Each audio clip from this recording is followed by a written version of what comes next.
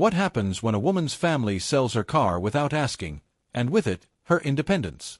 One quiet act of control led to a decision no one could have predicted. Marjorie Burke's car was more than a way to get from place to place. It was her independence, her last tangible thread to the world beyond the walls of her children's expectations. It was a powder blue Buick, a little faded along the fenders but reliable, its engine humming with a familiar confidence that made Marjorie feel she could go anywhere, even at 74. Every Thursday morning, Marjorie drove to the library for book club. Saturdays, she loaded the trunk with groceries from the farmer's market. She visited friends, volunteered at the hospital gift shop, and, on days when the loneliness grew too sharp, drove to the edge of town just to sit and watch the river, letting the sun warm her face through the windshield. Her son Greg had always worried, but lately his concern had become a chorus. "It's not safe anymore, Mom," he'd say, eyeing the Buick. "You don't need to be out so much," his wife Jenny added. "Let us take care of errands. That's what family is for." Marjorie would nod, lips pressed together, and change the subject. She knew the terrain of these conversations, the gentle pressure, the undertones of impatience, the way she was slowly being squeezed out of her own life. On a drizzly Tuesday morning, Marjorie stepped outside, clutching her purse and a list of library books to return. The driveway was empty. She blinked, squinted at the spot where her car always sat. There was nothing but oil stains and a patch of worn concrete. She stood motionless, rain dampening her hair. Her heart thudded. She turned, went inside, and found Greg at the kitchen table. He didn't meet her eyes. "Where's my car?" she asked, voice quiet but steady. Greg sighed. "Mom, we've been talking about this. You don't need it anymore. Jenny and I, well, we thought it would be best to take care of things for you. We sold it last night." "Sold it? Just like that? As if it was a piece of old furniture?" The room spun. Marjorie sat down, the list of library books trembling in her hand. "I wasn't finished with it," she said softly. Jenny appeared in the doorway, all sympathy and reassurance. "You'll be safer this way, Marjorie. We can drive you anywhere you need. You just have to ask." But Marjorie didn't want to ask. That car was freedom, a promise she could still make her own choices. Her voice felt small in her own kitchen. "It was my car," she said again. Greg and Jenny exchanged a look, a familiar, exasperated look she'd seen since they were teenagers. "We know, Mom. But you don't have to worry about any of that now." All day, Marjorie moved through the house in a fog. She watered her ferns, rearranged books, tried to call a friend but hung up before the phone could ring. The sense of loss was deeper than the missing car itself. It was the loss of agency, of respect, of the subtle joy in deciding her own days. That evening, Greg insisted on driving her to the grocery store. Jenny came along, chatting in the passenger seat, but Marjorie stared out the window, every block a reminder of what she'd lost. They hovered behind her in the store, second-guessing every purchase, skiing at her choices, piling healthier foods in the cart. When they returned home, Jenny patted Marjorie's hand. "See? Wasn't that easier?" Marjorie smiled, her face stiff, and nodded. She excused herself, claiming a headache, and retreated to her bedroom. There, she stared at the ceiling, anger and hurt swirling inside her. She could hear Greg and Jenny downstairs, their laughter low and distant, as if she was already gone. Marjorie opened her closet, staring at the sensible shoes, the stack of canvas tote bags she used for shopping. Each item seemed smaller now, reduced by her children's choices. For the first time, she wondered what it would mean to build a life that was hers alone, one no one could take away without asking. She didn't sleep that night. She lay awake, feeling the shape of her loss settle beside her, cold and undeniable, and promised herself she would not be erased so easily. The next morning, Marjorie woke to a sense of emptiness she hadn't felt since her husband's funeral. The house was quiet except for the clink of Greg spooning cereal in the kitchen. She dressed and moved through her routines with mechanical precision, feeling the day already slipping out of her hands. Breakfast was awkward. Jenny sat across the table, scrolling her phone. Greg read the paper, occasionally looking over with a forced smile. Marjorie poured coffee and tried to gather herself, but every word caught in her throat. "Do you want to go for a walk later?" Jenny asked, not looking up. "It might help clear your mind." Marjorie nodded, though what she wanted most was to get in her car, choose a destination, and drive there herself. Instead, she went to the window, watched a neighbor's car pull away, and felt a sharp pang of longing. She tried to busy herself, watering plants, tidying up, writing a letter to her friend June. But everything felt different. The Buick had been more than metal and wheels. It was a thread to her old life, to her own choices. Now she felt the walls of her world drawing closer. When Greg left for work, Jenny hovered nearby. She suggested board games, offered to help Marjorie bake cookies, but everything felt like a distraction, not a solution. By lunch, Marjorie's patience wore thin. "I appreciate your help, but I'd like some time to myself," Marjorie said gently, trying not to sound ungrateful. Jenny hesitated, then nodded. "Of course. I just worry. It's a big change." Marjorie escaped to her garden. The air was crisp and full of birdsong. She knelt among the tulips, digging in the dirt, letting the rhythm of weeding and planting settle her nerves. Neighbors waved as they walked by. "Beautiful day, Marjorie." She smiled and waved back, but inside, a storm was brewing. After an hour in the soil, she wiped her hands and decided to walk to the pharmacy a few blocks away. She grabbed her coat, slipped on her shoes, and left a note for Jenny. The walk was slow but freeing, her own 2 feet, her own pace. She bought toothpaste, picked up a magazine, and lingered outside the cafe, watching couples sip coffee and friends laugh over lunch. When she returned, Jenny was waiting at the door, worry painted across her face. "You should have told me you were leaving, Marjorie. What if something had happened?" Marjorie bristled. "I left a note. I'm not helpless, Jenny." The afternoon was tense. Greg called twice to check in. Jenny kept suggesting errands she could run for Marjorie. But none of it replaced the quiet thrill of making her own decisions, no matter how small. Dinner was a family affair, chicken and rice, with Greg and Jenny recounting their workdays while Marjorie picked at her food. She tried to contribute, but the sense of being managed, of being contained, clung to every conversation. Afterward, she retreated to her room. She called June, needing a friendly ear. "They sold it without asking," Marjorie whispered, voice shaking. "They just decided what was best." June sighed. "You're still you, Marjorie. Don't let them take that from you." Before bed, Marjorie stood by the window, watching headlights drift past. For the first time in years, she wondered if there was a world waiting for her beyond the roles her family had written for her, a world she might still claim as her own. She turned out the light, heart pounding, and made a silent promise. Tomorrow, she would take back something, no matter how small. Marjorie woke early, sunlight spilling across the ceiling in golden stripes. For a moment, she let herself savor the warmth and quiet, the promise that the day could be different if she claimed it. She dressed in her favorite blue cardigan, fixed her hair, and brewed a cup of coffee, taking it to the porch to listen to the world waking up. Greg left for work with his usual half-hug and reminder to call if you need anything. Jenny lingered over breakfast, asking if Marjorie wanted to join her for shopping, but Marjorie politely declined, insisting she wanted to organize old photographs. Once alone, she gathered her purse and set off on another walk. No destination, just the freedom to move. Each block felt like a reclamation. She paused to chat with neighbors, stopped at the park, watched children play, and let the gentle buzz of life seep back into her bones.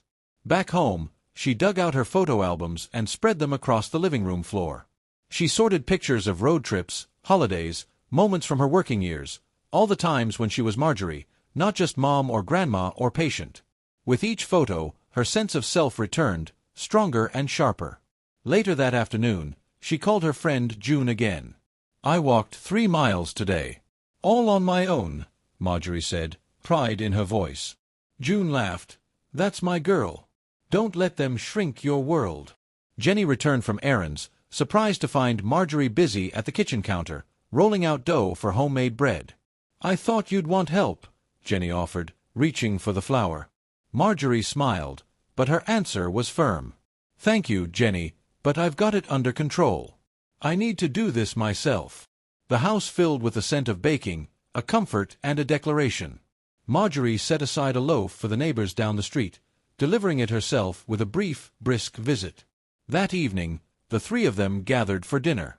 Marjorie told stories from the past, sharing memories of old friends and places, making Greg and Jenny laugh. But underneath, She noticed how they exchanged looks, a shared concern that Marjorie was doing too much. After the meal, Greg brought up her next doctor's appointment. "We'll take you, Mom," he said, matter of fact. Marjorie's smile tightened. "Thank you, but I'll arrange my own ride. I have friends who would be happy to help." The refusal landed heavily in the room, but Marjorie didn't waver. She cleared the dishes and retreated to her bedroom, where she sat at her small desk, writing a list of things she wanted to do, places she wanted to go, classes she'd dreamed of taking, even books she'd meant to read. The act of writing it down was electric, a signal to herself that her story wasn't finished. She ended her day with a walk around the block, the air cooling on her skin, her steps sure and steady. With each stride, Marjorie felt the old fear and resignation fall away, replaced by a steady, burning determination. She returned home, heart lighter, and slept more soundly than she had in weeks, her dreams filled with open roads and the sweet taste of freedom. The following day, Marjorie awoke with a new purpose. She made her bed, prepared a breakfast of oatmeal and fresh berries, and, after Greg and Jenny had left for the day, pulled her old address book from the kitchen drawer. Flipping through faded pages, she dialed June. "Would you like to come with me to the community center this afternoon? I want to see if they still offer those watercolor classes." June agreed instantly, her delight contagious. Marjorie dressed carefully, choosing her favorite scarf and pin, the one she'd saved for special occasions. She felt the old thrill of anticipation, planning something for herself, without consulting or asking permission. The walk to the center was brisk and bright, the air alive with the scent of cut grass and spring blossoms. Inside, the community center bustled with seniors playing cards, knitting, and chatting over coffee. Marjorie signed up for 2 classes, watercolor on Wednesdays, memoir writing on Fridays, her hand steady and her voice strong. Afterward, she and June lingered in the lounge, swapping stories and sharing a slice of cake. They made plans for lunch the next week and exchanged a hug that felt like a promise. Life could expand, even now. Returning home, Marjorie found Jenny waiting. "Where were you? I tried calling." Marjorie hung up her coat, her answer simple. "I went out with a friend. I signed up for a class. I needed it." Jenny's face tightened, caught between concern and irritation. "You could have at least let me know. What if something happened?" Marjorie stood firm. "I'm fine. I left a note, like always. I need to do things for myself, Jenny." The afternoon was chilly with silence. Marjorie retreated to her room and wrote in her journal, pouring out both frustration and pride. She listed every little thing she'd done for herself since losing the car, each walk, each meal cooked, every decision made on her own terms. The list grew longer with each entry. In the evening, Greg arrived home to tension in the air. Dinner was quiet. Jenny brought up how change is hard for everyone, and Greg insisted he just wanted her to be safe. Marjorie listened, nodding, but inside, she was drawing her own boundaries, stronger every day. After dinner, Marjorie called her neighbor, Mrs. Kelly, who needed help with her garden. They spent an hour together pulling weeds, trading recipes, and laughing over shared aches and pains.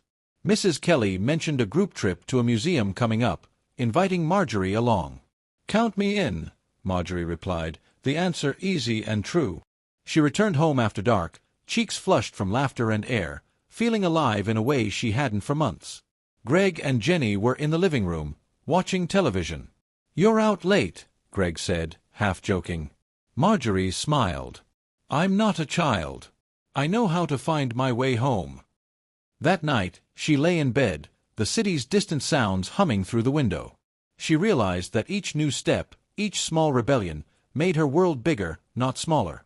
She was reclaiming not just her days, but her sense of self. As she drifted to sleep, she imagined the possibilities of a life made by her own hands, the horizon wide open and waiting. The next week was a revelation. Marjorie filled her days with watercolor classes, trips to the market with June, and long phone calls with old friends she'd almost lost to time.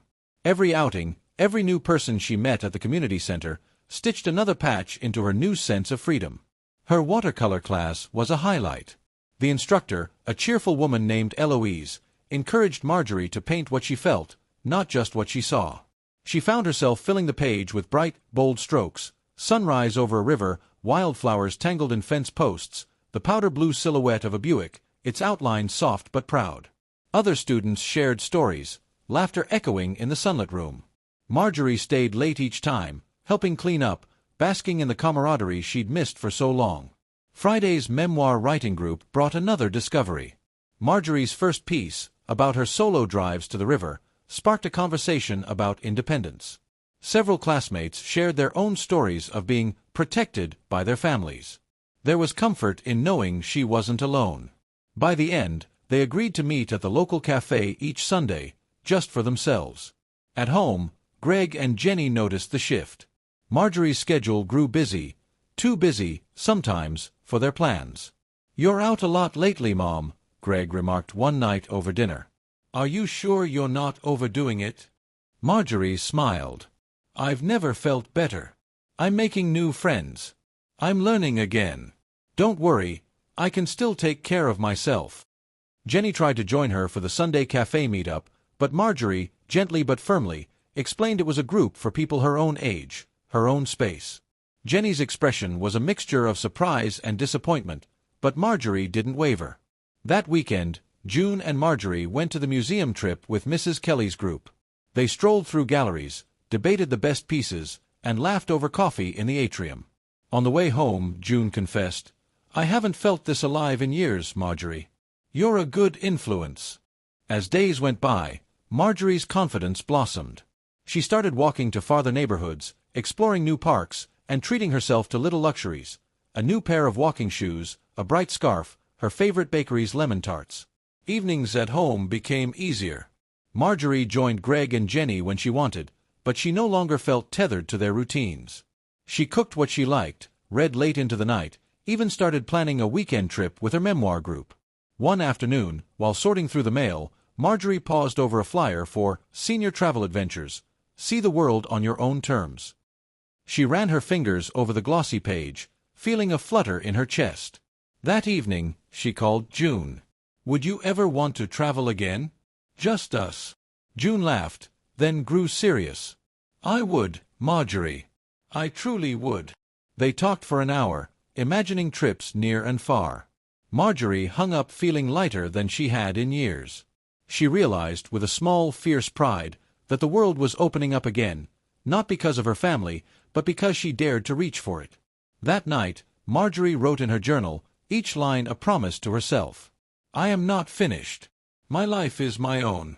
A spring storm swept through the city, scattering blossoms along the sidewalks and drenching the garden beds Marjorie tended with care.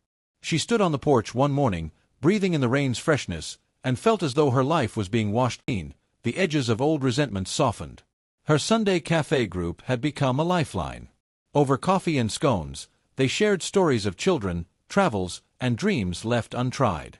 There was a quiet understanding among them, a recognition that each had been underestimated, their wisdom sidelined by grown children convinced they knew best. During one meeting, Eloise from watercolor class confessed she was planning to move to a small town on the coast, hoping for new adventures. The announcement sparked something in Marjorie. That evening, she spread out a city map and marked places she wanted to visit: museums, parks, even a hiking trail she'd read about in the paper. June was always ready. "Let's go to the botanical gardens next week. There's a spring exhibit I've always wanted to see." "Let's," Marjorie replied, the word rolling off her tongue with unexpected joy. At home, Greg and Jenny began to notice the changes had settled into something lasting. One evening, Greg pulled Marjorie aside. "I'm sorry if we pushed too hard, Mom. We worried." Marjorie placed her hand on his. "I know you did, Greg. But I need you to see me as I am, not as someone to manage." Jenny seemed uncertain, hovering on the edge of apology. Marjorie decided not to force the conversation. Some understanding could only grow in silence. That Friday, Marjorie packed a picnic and took the train out to the river, her favorite spot, the one she used to drive to alone. Sitting on the bank, she watched the sunlight glitter on the water, feeling completely herself. She sketched the view for her watercolor class and jotted a few lines for her memoir group, the hours slipping by in contentment. She returned home sun-kissed and windswept. June called that evening, excited about an ad for a weekend writing retreat 2 towns over. "Should we do it?" Marjorie laughed. "Why not? Let's call for details in the morning. After dinner, Greg quietly handed her a small envelope. Inside was a card, her driver's license, newly renewed, and a gift card for a rideshare service. If you ever need to go somewhere, just let us know. Or take a ride. We want you to have your freedom. Marjorie smiled, touched, but already knowing that true freedom didn't need anyone else's permission. She spent the evening updating her places-to-go list, the possibilities stretching before her like an open road. As she drifted off to sleep, she realized she no longer mourned the Buick in the driveway. What she'd built since was worth more than any car. The writing retreat was a whirlwind. Marjorie and June packed their bags, booked a modest room, and set out on the early morning train. The journey itself felt exhilarating. Two friends, free from obligations, faces pressed to the glass as green fields and distant towns flashed by. At the retreat, Marjorie was surrounded by strangers turned companions. She shared meals with other riders, attended lively workshops, and read aloud her piece about the river drives she once took alone. Listeners nodded and smiled, some moved to tears, all recognizing the strength it took to claim space in the world again. In the evenings, Marjorie and June strolled through the quiet streets of a little town, stopping for ice cream, laughing at inside jokes, sharing stories about youth and aging. For the first time in years, Marjorie found herself talking about her dreams for the future, not just her memories of the past. The weekend rushed by, and when it ended, Marjorie returned home with a notebook full of drafts, new friendships, and an invigorating sense of possibility. Back in her own kitchen, she told Greg and Jenny about the retreat over dinner. I wish you could have heard the stories. People who found new passions after 80, women who learned to skydive, couples who traveled the world on a whim.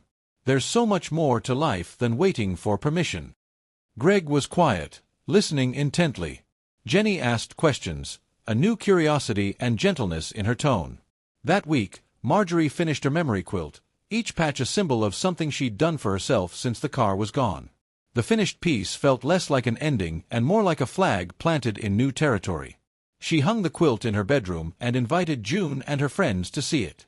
They admired the handiwork, and June raised a glass of sparkling cider.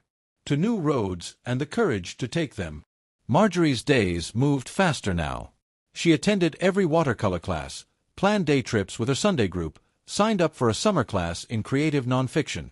The home that once felt like a cage now became a launching point, the walls filled with evidence of her expanding world. Evenings grew softer. Greg and Jenny asked her advice more often, listened with new respect, and Marjorie could feel the family dynamic shifting, subtle but unmistakable. Some nights, Marjorie stood by the window, watching cars move along the street, and realized she no longer envied them. She was traveling farther than she'd ever imagined, no car needed, just her own resolve. She went to bed that night with the certainty that this new life, pieced together from small rebellions and bold choices, belonged to her alone. The last Saturday in June dawned clear and golden. Marjorie woke before the sun, energy thrumming in her veins. She dressed in her brightest blouse, fixed her hair, and pinned her favorite brooch to her collar, a small reminder that each detail of her life now belonged entirely to her. She packed a basket with pastries and fruit, then headed out to meet June and the Sunday Cafe group for their first-ever picnic in the city park. The walk there was longer than her old drives ever were, but every step felt like a celebration.